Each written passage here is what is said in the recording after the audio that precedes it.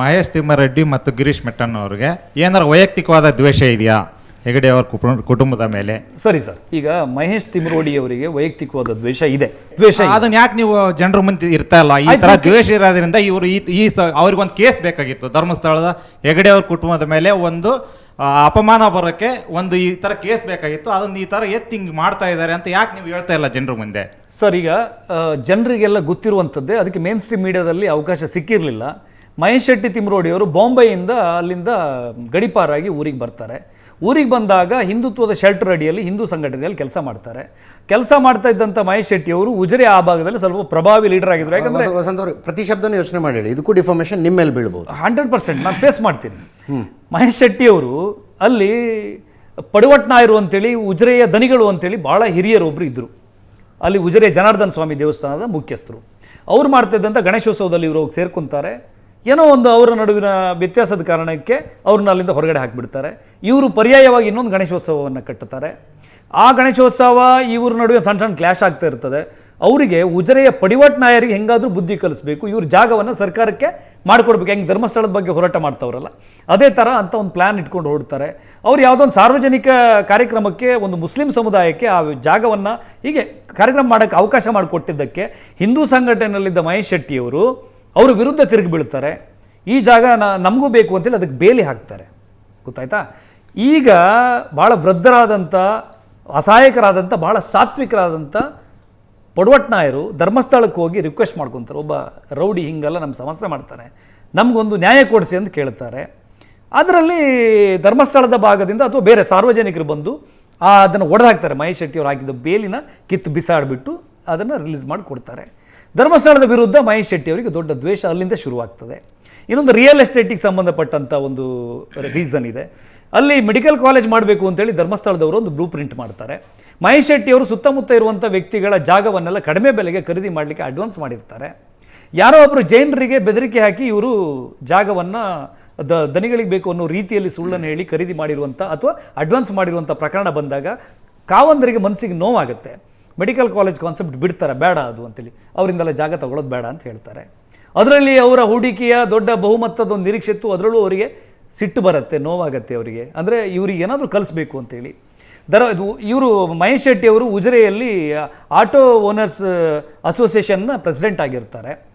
ನೀವು ಬೇರೆ ಬೇರೆ ಉತ್ತರ ಕರ್ನಾಟಕ ಬೇರೆ ಬೇರೆ ಭಾಗದಿಂದ ಬರೋ ಭಕ್ತರು 30 ರೂಪಾಯಿ 50 ರೂಪಾಯಿ ಬಸ್ಸಲ್ಲಿ ಬಂದು ಇಳ್ಕೊಂಡು ಆಟೋ ಹೊತ್ಕೊಂಡು ಧರ್ಮಸ್ಥಳಕ್ಕೆ ಹೋದರೆ ಅಲ್ಲಿ ಒಂದು ರೀತಿಯಲ್ಲಿ ರೇಟು 50 ರೂಪಾಯಿ 60 ರೂಪಾಯಿ ಅಂತೇಳಿ ಆಟೋಗೆ ರೇಟ್ ಹಾಕ್ತಾಯಿದ್ರು. ಅದು ಧರ್ಮಸ್ಥಳದ ಧರ್ಮಾಧಿಕಾರಿಗಳಿಗೆ ಬಂದು ಹೇಳ್ತಾರೆ ಸಾರ್ವಜನಿಕರು, ಈ ಥರ ಮಾಡಬಾರ್ದು, ಇದು ಧರ್ಮಸ್ಥಳ ಇದರ ಹೆಸರು. ಹಾಗಾಗಿ ಆ ಆಟೋದಲ್ಲಿ ಬೋರ್ಡಲ್ಲಿ ಹಾಕಬೇಕು, ನೇತ್ರಾವತಿಗೆ 20 ರೂಪಾಯಿ ಅಥವಾ ಉಜಿರೆಯಿಂದ ಧರ್ಮಸ್ಥಳಕ್ಕೆ 15 ರೂಪಾಯಿ ಅಂತ ಆ ಕಾಲಕ್ಕೆ. ಅದಕ್ಕೆ ನಾವು ಡಿ ನಂಬರ್ ಅಂಥೇಳಿ ಕೊಡ್ತೀವಿ. ಆ ಡಿ ನಂಬರ್ ಆಟೋದವ್ರು ಮಾತ್ರ ಒಳಗಡೆ ಬರ್ತಕ್ಕದ್ದು ಅಂಥೇಳಿ ಒಂದು ಆದೇಶ ಕೊಡ್ತಾರೆ. ಇಲ್ಲಿ ಹಗಲು ದರೋಡೆ ಮಾಡ್ಕೊಂಡಿದ್ದವ್ರು ಕೆಲವರಿಗೆ ಸಿಟ್ಟು ಬರುತ್ತೆ. ಮಹೇಶ್ ಶೆಟ್ಟಿಗೆ ಅದು ಕೂಡ ಆಟೋದವರನ್ನು ಇವರು ಕ್ಷೇತ್ರದ ವಿರುದ್ಧ ಎತ್ತಿ ಕಟ್ಟುವ ಪ್ರಯತ್ನ ಮಾಡ್ತಾರೆ. ಸೌಜನ್ಯ ಪ್ರಕರಣದಲ್ಲಿ ಸಂತೋಷ್ ರಾವ್ ಅರೆಸ್ಟ್ ಆಗ್ತಾನಲ್ವಾ, ಸಂತೋಷ್ ರಾವ್ ಅರೆಸ್ಟ್ ಆದ ಮರು ದಿವಸ ಮಹೇಶ್ ಶೆಟ್ಟಿಯ ಮೇಲೆ ಸಾರ್ವಜನಿಕವಾಗಿ ಅಲ್ಲಿ ಸಂತೋಷ್ ರಾವ್ನ ನಮ್ಗೆ ಕೊಡಬೇಕು, ಅವನಿಗೆ ನಾವು ಕಲಿಸ್ತೀವಿ, ನೀವೇನು ಶಿಕ್ಷೆ ಕೊಡೋದು, ನಾವು ಕಲ್ಲೋಡು ಸಾಯಿಸ್ತೀವಿ, ಸಾರ್ವಜನಿಕರು ಕೈ ಕೊಡಿ ಅಂಥೇಳಿ ಗಲಾಟೆ ಮಾಡ್ತಾರೆ. ಯಾರು? ಈ ಮಹೇಶ್ ಶೆಟ್ಟಿ ನೇತೃತ್ವದಲ್ಲಿ ಒಂದಿಷ್ಟು ಜನ ಸಾರ್ವಜನಿಕರು. ಅಂದರೆ ಡೇ ಒನ್ ಸಂತೋಷ್ ರಾವ್ ಆರೋಪಿ ಅಂತಲೇ ಗಲಾಟೆ ಆಗಿದ್ದದು. ಸರ್, ನನ್ನ ಹತ್ರ ವಿಡಿಯೋ ತುಣುಕಿದೆ. ಮೀಡಿಯಾದಲ್ಲಿ 1 ವರ್ಷದ ನಂತರವೂ ಕೂತ್ಕೊಂಡು ಮಹೇಶ್ ಶೆಟ್ಟಿ ಅವರು ಸಂತೋಷ್ ರಾವೇ ಆರೋಪಿ, ಅವನ ಜೊತೆಗೂ ಕೆಲವರು ಇದ್ದಾರೆ ಅಂತ ಹೇಳಿದ್ದಾರೆ. ಈಗ ಅವ್ನು ನಿರಪರಾಧಿ ಅಂತ ಹೇಳುವವರೇ ಸಂತೋಷ್ ರಾವೇ ಆರೋಪಿ ಅಂತ ಹೇಳಿದ್ದಾರೆ.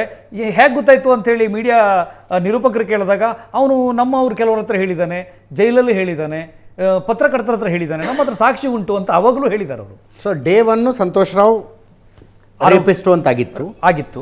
1 ವರ್ಷದ ನಂತರ ಸಂತೋಷ್ ರಾವ್ ರೇಪಿಸ್ಟು, ಬಟ್ ಅವನು ಒಬ್ಬನೇ ಇಲ್ಲ ಅಂತಾಯ್ತು. ಈಗ ಸಂತೋಷ್ ರಾವ್ ಅಮಾಯಕ ಮತ್ತು ಉಳಿದವರೆಲ್ಲ ಆರೋಪಿಗಳು ಅಂತ ಈಗ ಆಗ್ತಿರೋದು. ಓಕೆ, ಈಗ ನಿಮ್ಗೆ ಹೇಳ್ತೀನಿ, ಅಲ್ಲಿ ಕ್ಲಿಯರ್ ಮಾಡ್ತೀನಿ. ಏನು ಸಾರ್ವಜನಿಕ ಆಸ್ತಿ ಪಾಸ್ತಿಗೆ ಭಂಗ ತಂದ ಪ್ರಕರಣದಲ್ಲಿ ಮಹೇಶ್ ಶೆಟ್ಟಿ ತಿಮ್ರೋಡಿಯ ದೌರ್ಜನ್ಯ ಜಾಸ್ತಿ ಇತ್ತು ಆ ಸಂದರ್ಭದಲ್ಲಿ. ಅದಕ್ಕೋಸ್ಕರ ಮಹೇಶ್ ಶೆಟ್ಟಿ ತಿಮ್ರೋಡಿ ಮೇಲೆ ಪ್ರಕರಣ ದಾಖಲಾಗುತ್ತೆ. ಮಹೇಶ್ ಶೆಟ್ಟಿ ಅಲ್ಲಿಂದ ಊರು ಬಿಡಬೇಕಾದ ಸಂದರ್ಭ ಬರ್ತದೆ. ಅಂದರೆ ಓಡೋಗ್ತಾನೆ ಅವನು, ಎಲ್ಲೋ ಒಂದು ಕಡೆ ಬೇಲ್ ತೊಗೊಬೇಕಲ್ವಾ. ಆವಾಗ ಮಹೇಶ್ ಶೆಟ್ಟಿ ತಲೆ ಇದು ಧರ್ಮಸ್ಥಳದವರು ನನ್ನ ಮೇಲೆ ಕೇಸ್ ಮಾಡಿದ್ದಾರೆ ಅನ್ನುವಂಥ ಒಂದು ಗುಮಾನಿ. ಅದಕ್ಕೆ ಸರಿಯಾಗಿ ಧರ್ಮಸ್ಥಳದಿಂದ ಕೆಟ್ಟೌಟ್ ಅನ್ಸ್ಕೊಂಡಂಥ ವ್ಯಕ್ತಿ ಒಬ್ಬ ಸೋಮನಾಥ್ ನಾಯ್ಕ್ ಅಂತೇಳಿ ಒಬ್ಬ ಇದ್ದ. ಅವನಿಗೂ ಧರ್ಮಸ್ಥಳದ ಮೇಲೆ ಭಾಳ ಸಿಟ್ಟದು, ಶಕುನಿಯ ಥರ. ಶಕುನಿ ಹೇಗೆ ಸಂಚು ಮಾಡ್ತಾ ಇರ್ತಾನಲ್ಲ, ಈ ಧರ್ಮಸ್ಥಳದ ಸಮಾನ ಏನು ಇವರು ಸಮಾನ ಮನಸ್ಸುಗಳೆಲ್ಲ ಒಟ್ಟಾಗ್ತಾರೆ. ಅವರಿಗೆ ಸಿಗೋದು ಒಂದು, ನೀವು ನಮ್ಮ ಕರಾವಳಿಯಲ್ಲಿ ಈ ಹೆಣ್ಣಿನ ವಿಷಯದಲ್ಲಿ ಕೆಲವರು ಶಾಸಕರು ಆಗಿಬಿಟ್ಟಿದ್ದಾರೆ. ಭಾವನಾತ್ಮಕವಾದಂಥ ವಿಷಯ, ಅತ್ಯಾಚಾರದ ವಿಷಯ ತಂದುಬಿಟ್ರೆ ಇಡೀ ಜನ ದುಃಖಿತರಾಗಿಬಿಡ್ತಾರೆ. ಅಯ್ಯೋ ಹೌದು ಅನ್ಯಾಯ. ಇವರಿಗೆ ಬೇಕಿರುವುದು ಸೌಜನ್ಯ ಎನ್ನುವುದು ಒಂದು ದಾಳ ಮಾತ್ರ ಇವರಿಗೆ. ಈ ಹೆಣ್ಣಿನ ವಿಷಯವನ್ನು ಇಟ್ಕೊಂಡು ಧರ್ಮಸ್ಥಳದ ಮೇಲೆ ಇವರು ಅಲ್ಲ, ಅವ್ರದ್ದು ಇನ್ನೊಂದು ಕೇಳ್ಪಟ್ಟೆ ಸರ್, ಒಂದು ವಿಡಿಯೋದಲ್ಲಿ ನೋಡ್ತಾ ಇದ್ದೆ. ಅವ್ರು ಯಾವ್ದೋ ಅಣ್ಣಪ್ಪ ದೇವಸ್ಥಾನ ಅಂತ ಹೊಸದಾಗಿ ಒಂದು ದೇವಸ್ಥಾನ ಕಟ್ತಾ ಇದ್ದಾರೆ ಅಂತೆ. ಅಣ್ಣಪ್ಪ ದೇವಸ್ಥಾನಕ್ಕೆ ಭಕ್ತರ ಸಂಖ್ಯೆ ಹೆಚ್ಚಿಗೆ ಆಗಲಿ ಅನ್ನೋದೇನೋ ಉದ್ದೇಶ ಇದೆಯಾ ಅವ್ರದ್ದು? ನೋಡಿ, ಕುಂಜರ್ಪ ಕ್ಷೇತ್ರ ಅಂತ ಒಂದು ಮಾಡ್ತಾರೆ. ಇಲ್ಲಿ ಅಣ್ಣಪ್ಪ ಇದ್ದಾನೆ, ಮಂಜುನಾಥನು ಇದ್ದಾನೆ ಅಂತಾರೆ. ಆದಿಶಂಕರಾಚಾರ್ಯರು ಇಲ್ಲಿಗೆ ಬಂದಿದ್ದಾರೆ ಅಂತಲೂ ಹೇಳ್ತಾರೆ ಅವರು. ಇದೇ ಧರ್ಮಸ್ಥಳ ಅಂತ 13,000 ಸ್ಕ್ವೇರ್ ಫೀಟ್ನ ಒಂದು ದೊಡ್ಡ ಬೀಡನ್ನು ಕಟ್ಟೋದು, ಅದಕ್ಕೆ ತಿಮರೋಡಿ ಬೂಡು ಅಂತ ಹೇಳಿ ಕರೆಯೋದು ಅವರು. ಪರ್ಯಾಯವಾಗಿ ಧರ್ಮಸ್ಥಳವನ್ನೇ ಅಲ್ಲಿ ಶಿಫ್ಟ್ ಮಾಡ್ಕೊಳ್ಳೋದೊಂದು ಪ್ಲ್ಯಾನ್ ಅದು. ಇಲ್ಲೇ ಅಲ್ಲಿಲ್ಲ ಅಣ್ಣಪ್ಪ, ಇಲ್ಲಿದ್ದಾನೆ ಅಂತ ಹೇಳೋದವರು. ಅಂದರೆ ಇದು ಸರ್ ನಿಮಗೆ ಒಂದು ಮೂವಿ ಮಾಡಿ ತೋರಿಸ್ಬೇಕು ನಿಮಗೆ. ಯಾಕಂದರೆ ಜನರಿಗೆ ಈ AI ವಿಡಿಯೋ ನೋಡಿನೇ ಅಭ್ಯಾಸ ಆಗಿಬಿಟ್ಟಿದೆ.